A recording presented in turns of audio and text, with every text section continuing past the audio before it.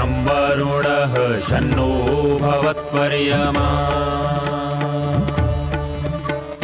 शन्न इन्द्रो बृहस्पतिः शन्नो विष्णुरुक्रमः ॐ शान्ति शान्ति शान्तिः।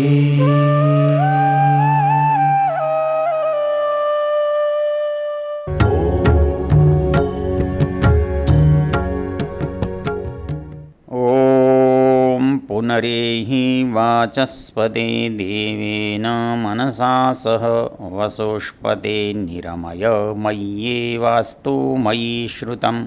ओम शांति शांति शांति। हम इस वेद ज्ञान की चर्चा में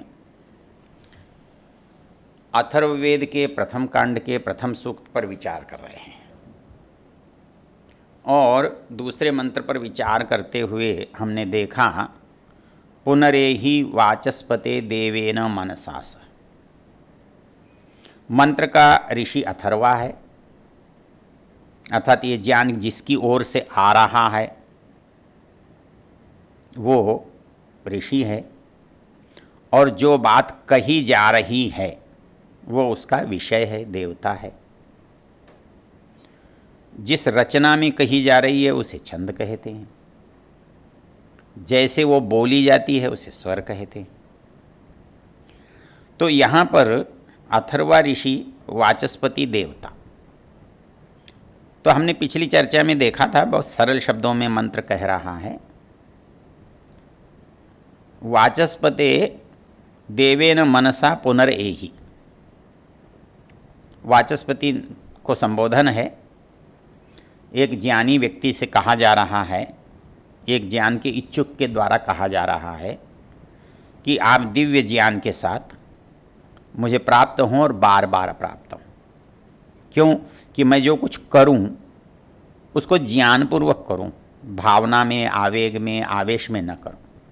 इस पर एक बहुत सुंदर पंक्ति हमारे यहाँ संस्कृत काव्य में आती है।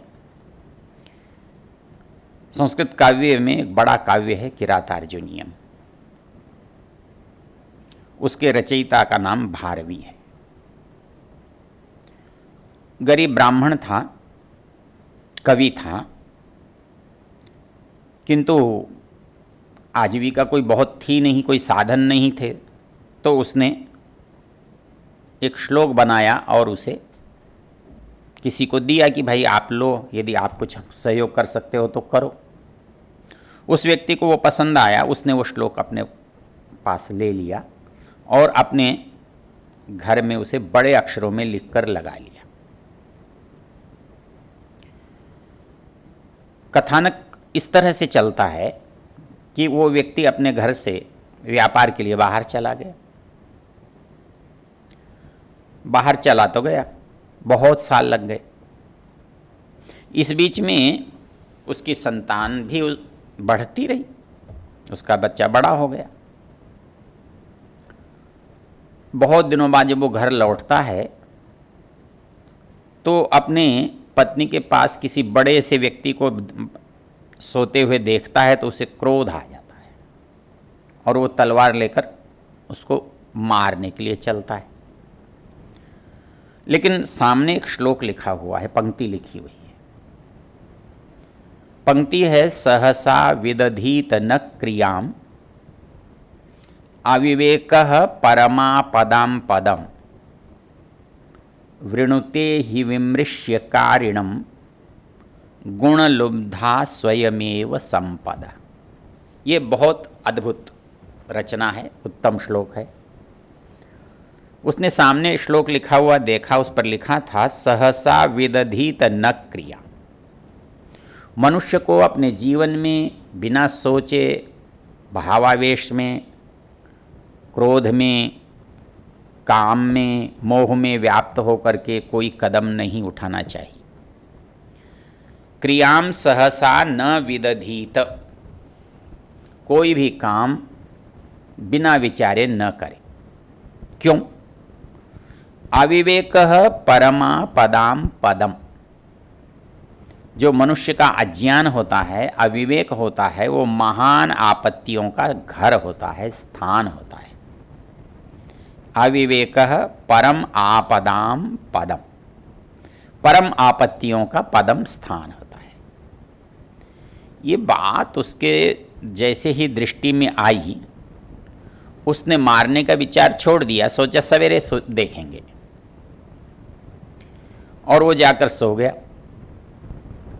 सवेरे उठा, घर के सदस्यों से परिचय हुआ, उसकी पत्नी ने उसके बेटे से उसका परिचय कराया, तब उसे पंक्ति याद आई, सहसा विदधीत न क्रियाम अविवेकः परमा पदाम पद। ये तो वो उसके लिए है जो बिना ज्ञान के काम कर रहा है, और जो ज्ञान पूर्वक करता है उसके लिए क्या है? वृणुते ही विमृश्य कारिणम गुणलुब्धा स्वयमेव संपदा।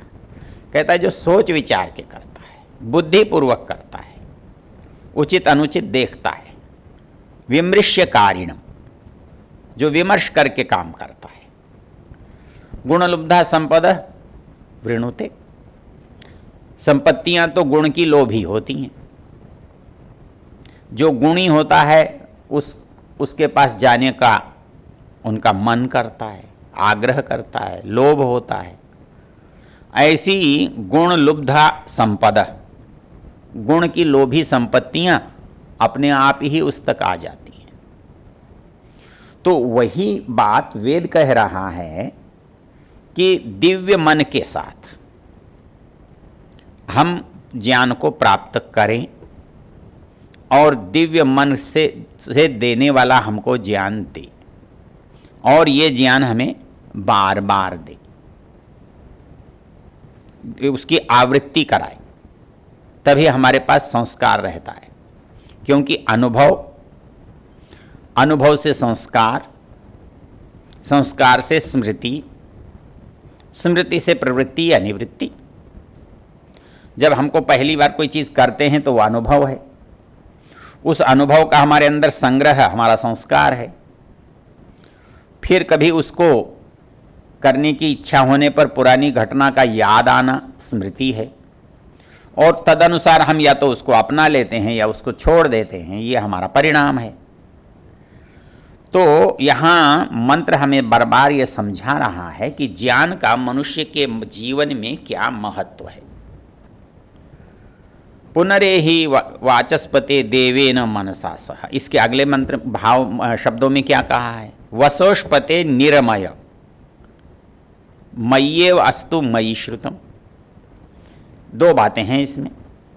यहाँ भी एक संबोधन है वसोष्पते निरमय, ये क्रिया है कि हमारा रमण करा, हमें आनंद का अनुभव करा। तू कैसा है? वसोष्पते, वसु का, धन का, सामर्थ्य का, ऐश्वर्य का पति स्वामी है। अर्थात ज्ञान जो है वही वास्तविक ऐश्वर्य है। ज्ञान से ही ऐश्वर्य की प्राप्ति होती है। वाचस्पति होने से ही वसोष्पति बनता है। मनुष्य के पास ज्ञान है तो ऐश्वर्य दुर्लभ नहीं है। ऐश्वर्य तो उसे मिल सकता है, ज्ञान से प्राप्त हो सकता है। यदि ज्ञान नहीं है तो आया हुआ ऐश्वर्य भी नहीं रह सकता। तो इसलिए कहता है वसोष्पते निरमय। हमको कैसा ज्ञान दे? जो आनंद की अनुभूति कराने वाला है। बिना आनंद का क्या ज्ञान हुआ? ज्ञान तो सुख ही देता है। ऋषि कहते हैं जितना आनंद विद्या की प्राप्ति में आता है, उतना आनंद संसार के किसी भी वस्तु में 1000 गुना भी मिलने पर नहीं आता। जो संसार की वस्तुओं में, संसार के विषयों में जो सुख का अनुभव व्यक्ति करता है, वो ज्ञान के सुख के सामने 1000वां हिस्सा भी नहीं है।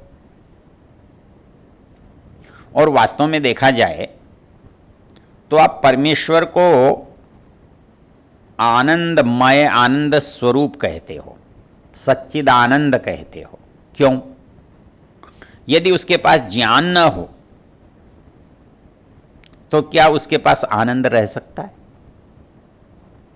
वो आनंद में रह सकता है? उसके आनंद में रहने का जो वास्तविक आधार कारण है वो है उसका ज्ञान, और जिसके पास जितना अधिक ज्ञान है वह उतने ही अधिक आनंद में रहता है। परमेश्वर से भी उसी को अधिक आनंद मिलता है जिसके पास अधिक ज्ञान हो। तो संसार में भी जिसके पास जितना अधिक ज्ञान होता है वह उतनी अधिक सुख और सुविधाएं प्राप्त करता है। इसके लिए हमारे यहाँ सामान्य व्यवहार में शारीरिक श्रम का मूल्य हम कम देते हैं और बौद्धिक श्रम का मूल्य हम अधिक देते हैं, हजारों लाखों गुना अधिक देते हैं। क्योंकि श्रम तो जो बिना ज्ञान के होता है, श्रम तो अगला भी उतना ही करता है, उससे भी कम करता है, किंतु उसका परिणाम बहुत अधिक हो जाता है। एक व्यक्ति दिन भर मजदूरी करता है और शाम को मजदूरी के रूप में 100, 200, 400 रुपये लाता है। लेकिन यही व्यक्ति जब अनुसंधान करता है, बुद्धि का काम करता है, अध्यापन करता है, शोध करता है, तो इसको संस्था है, सरकार है, लोग हैं, हजारों लाखों रुपए देते हैं। क्योंकि श्रम तो शरीर से होता है, और शारीरिक श्रम तो जैसा शरीर का सामर्थ्य है उससे अधिक तो हो भी नहीं सकता। किंतु एक शरीर के सामर्थ्य का परिणाम और दूसरे शरीर के सामर्थ्य का परिणाम, एक जो श्रमिक है, मजदूर है, उसने श्रम तो बहुत किया है, पूरे दिन किया, और उसने मिट्टी को उठा करके दूसरी जगह डाला, तो वो मिट्टी उठी और दूसरी जगह पहुंची, लेकिन उसकी मात्रा सीमित थी। लेकिन जिसने डलवाई, जहाँ डलवाई, उसने ये सोचा था कि यहाँ से पानी का बहाव जाकर के अंदर बाढ़ पैदा कर सकता है, इसलिए यहाँ बांध आवश्यक है।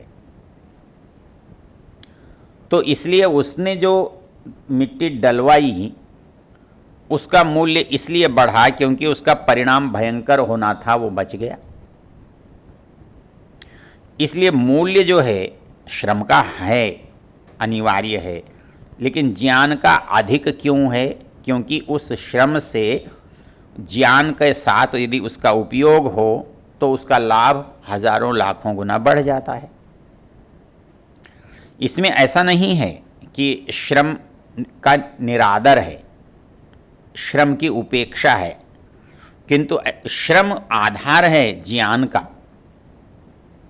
तो ज्ञान श्रम के बिना प्राप्त भी नहीं होता।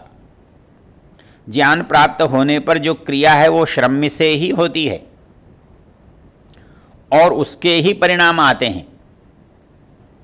लेकिन योगदान क्योंकि ज्ञान का है, इसलिए यहां ज्ञान की प्रशंसा की जाती है। उपदेक्षन्ति ते ज्ञानम ज्ञानिनस तत्वदर्शिन, अर्थात जो तत्वदर्शी लोग हैं वो मनुष्य को ज्ञान देते, इस ज्ञान से ही वो सुख पाता है, संशय की निवृत्ति होती है, मार्ग प्रशस्त होता है, क्या करना है इसका पता चलता है, विवेक का हमारे पास बोध होता है, क्या करना है क्या नहीं करना है। तो वसोष्पते निरमय, तेरा ज्ञान ऐसा होना चाहिए जो हमें आनंद प्रदान करे, निश्चित आनंद प्रदान करे, संपूर्णता से आनंद प्रदान करे, हम आनंद विभोर हो जाए। इसलिए जब कभी हमको ज्ञान की प्राप्ति होती है तो हमें आनंद का अनुभव होता है, आनंद की अनुभूति होती है। वो जो आनंद है, इसीलिए परमेश्वर आनंद स्वरूप होने से उसको पाने से हम भी आनंदित होते हैं, उसको जानने से हमको भी जानने का सुख मिलता है। इसलिए यहाँ पर कहा गया कि हे वाचस्पति, तो हमें ऐसा ज्ञान दे जो ऐश्वर्यों का स्वामी बनाए हमको, हमारा ज्ञान हमारे लिए उन्नति कराने वाला हो,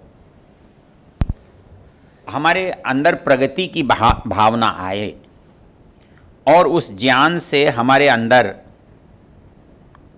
सुख और आनंद का अनुभव हो। तो इसलिए ज्ञानपूर्वक कर्म करने से सुख का अनुभव होता है और वो ज्ञान हमें प्राप्त करना होता है। वो ज्ञान हम जिससे भी प्राप्त करते हैं उससे संपर्क के बिना प्राप्त नहीं होता। पीछे हम देख चुके हैं, तद्विद्धि प्रणिपातेन परिप्रश्नेन सेवया। वो ज्ञान जो हमें प्राप्त होता है उसको हम जब तक हमारे अंदर जिज्ञासा न हो, जानने की अभिलाषा न हो, तीव्र इच्छा न हो, तब तक हम उसे प्राप्त नहीं कर सकते। इसलिए जो व्यक्ति जिज्ञासु होता है, ज्ञान पिपासु होता है, वो ज्ञानियों के पास जाता है। तो यहाँ वाचस्पते, जो वाचस्पति है, वसोष्पति है, ऐश्वर्यवान है, निरमय, वो मुझे इतना अच्छा ज्ञान देता है कि मैं उसके अंदर आनंद का अनुभव करता हूँ। तो वो ज्ञान मुझे कैसे मिला? तद्विद्धि प्रणिपाते, मैं उसके प्रति नम्रता का भाव रखता हूँ, विनय का भाव रखता हूँ। परिप्रश्नेन, अपनी शंकाओं का समाधान करने का यत्न करता हूँ।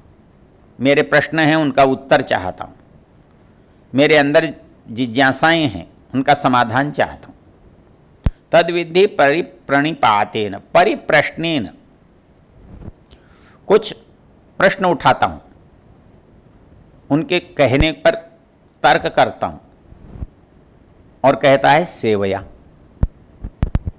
अर्थात कोई चीज़ मुझे किसी से प्राप्त करनी है तो मुझे उसे अपने अनुकूल बनाना होगा, और अपने अनुकूल बनाने के लिए क्या करना है?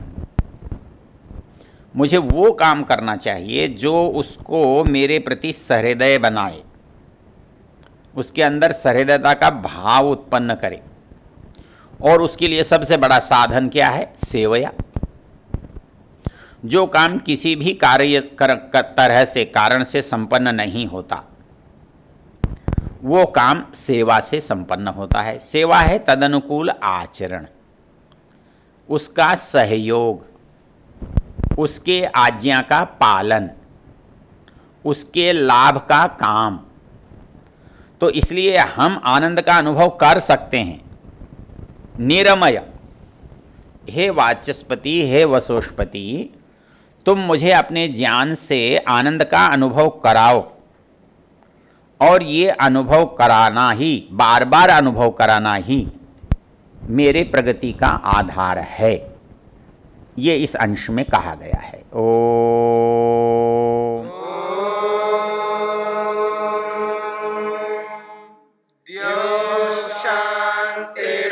शांतिरंतरिक्षं शांतिर्पृथिवी शांतिरापः शांतिरोषधयः शांतिः वनस्पतयः शांतिर्विश्वे देवा शांतिर्ब्रह्म शांति सर्वं शांति शांतिरेव शांति क्षमा शांतिरेधि। ओम शांति शांति शांति।